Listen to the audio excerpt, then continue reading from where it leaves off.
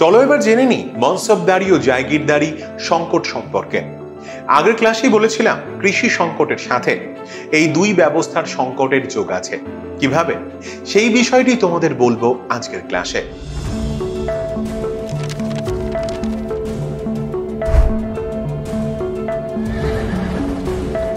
সম্পূর্ণ সাম্রাজ্যের শাসন ব্যবস্থাকে সুষ্ঠুভাবে পরিচালনার জন্য এবং সামরিক শক্তির উন্নতির জন্য মুঘল বাদশাহ আকবর মনসবদারি প্রথা চালু করেন। মুঘল সাম্রাজ্যে ইরানি, তুরানি, হিন্দুস্তানি অভিজাত বর্গকে মনসব দেওয়া হতো। মনসব হলো প্রশাসনিক পদ।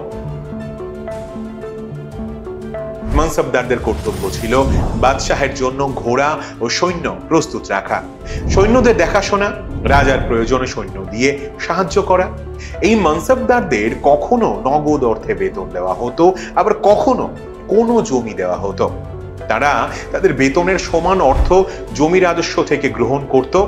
সেই জমিকে বলা হতো জায়গির। আর যে মনসবদার সেই জমি পেত সে হলো জায়গিরদার। আকবরের পরবর্তীকালে জাহাঙ্গীর ও শাহজাহানের সময় থেকেই এই দুই ব্যবস্থায় সমস্যার সৃষ্টি হয়। শাহজাহানের সময় দেখা যায় মনসবদারদের যে জায়গির দেওয়া হতো সরকারি হিসাবে তার রাজস্বের পরিমাণ এক থাকলেও আসলে সেই অঞ্চল থেকে ওই পরিমাণ রাজস্ব লাভ সম্ভব হতো না। কখনো অর্ধেক বা 1/4 রাজস্ব আদায় হতো। শাহজাহান এই সমস্যা মেটানোর জন্য মনসবদারদের 4 থেকে 10 মাসের বেতন দেন। তাতেও সমস্যার কোনো স্থায়ী সমাধান করা যায়নি। এই সমস্যা ঔরঙ্গজেবের সময় প্রবল হয়ে ওঠে। তার সময়ে মনসবদারদের সংখ্যা অনেক বৃদ্ধি পায়, কিন্তু তাদের দেওয়ার মতো সেই পরিমাণ জমি ছিল না। ফলে সপ্তদশ শতকের শেষে মনসবদারদের মধ্যে ভালো জায়গির পাওয়ার জন্য নিজেদের মধ্যে দ্বন্দ্ব শুরু হয়। সকল মনসবদারই উত্তর ভারতে উর্বর জায়গির নিতে চায়। অন্যদিকে ঔরঙ্গজেব বিজাপুর এবং গোলকুন্ডা জয়ের পর দাক্ষিণাত্যের অনেক অঞ্চল দখল করে। এই অঞ্চলে যে ভালো উর্বর জমিগুলি ছিল, ঔরঙ্গজেব ওইগুলিকে খাস জমি বা খালিসা জমি হিসাবে রেখেছিলেন। এই জমি থেকে প্রাপ্ত সম্পূর্ণ রাজস্ব রাজকোষে জমা পড়ত। এই জমি জায়গির হিসাবে দেওয়া হতো না। ফলে জমি থাকলেও জায়গির হিসাবে দেওয়া যায় এমন জমির অভাব ছিল। এর জন্য প্রশাসনিক ক্ষেত্রে সমস্যার সৃষ্টি হয়। অনেক সময় মনসবদারদের পদ অনুসারে যে বেতন পাওয়ার কথা তা তারা পাচ্ছিল না, কারণ সেই সময় মাঝে মাঝেই কৃষক বিদ্রোহ হওয়ায় সঠিক পরিমাণ রাজস্ব আদায় করা সম্ভব হতো না। অন্যদিকে তোমরা তো জানোই জায়গিরদারি প্রথা বংশানুক্রমিক ছিল না। বাদশাহের ইচ্ছা অনুযায়ী তাদের বদলিও করা হতো।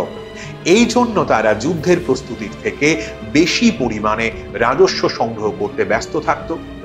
অনেক সময় জায়গিরদাররা নিজেরা রাজস্ব সংগ্রহ না করে ব্যবসায়ী ও মহাজনদের জায়গির ইজারা বা ভাড়া দিত। ফলে কৃষকদের ওপর রাজস্ব আদায়ের জন্য আরো অত্যাচার বৃদ্ধি পায়।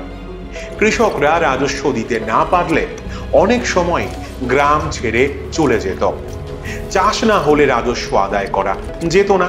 ফলে মনসবদাররা বেতন বা বেতনের সমান পরিমাণ রাজস্ব না পেলে তাদের যতজন সৈন্যদের দেখাশোনা করার কথা তা তারা করতে পারত না।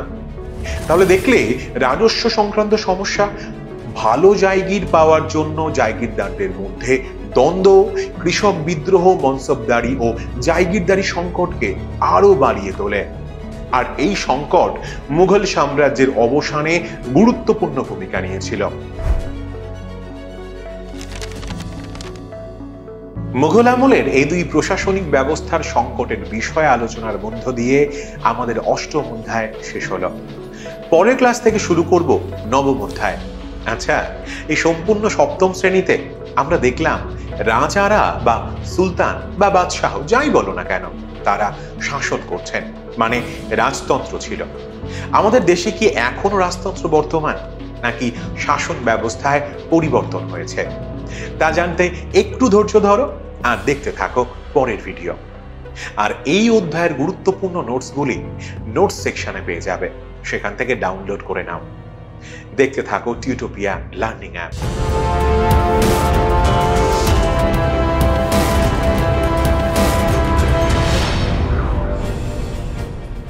আকবরের পরবর্তীকালে জাহাঙ্গীর ও শাহজাহানের সময় থেকেই মনসবদারি ও জায়গিরদারি সংকটের সৃষ্টি হয়।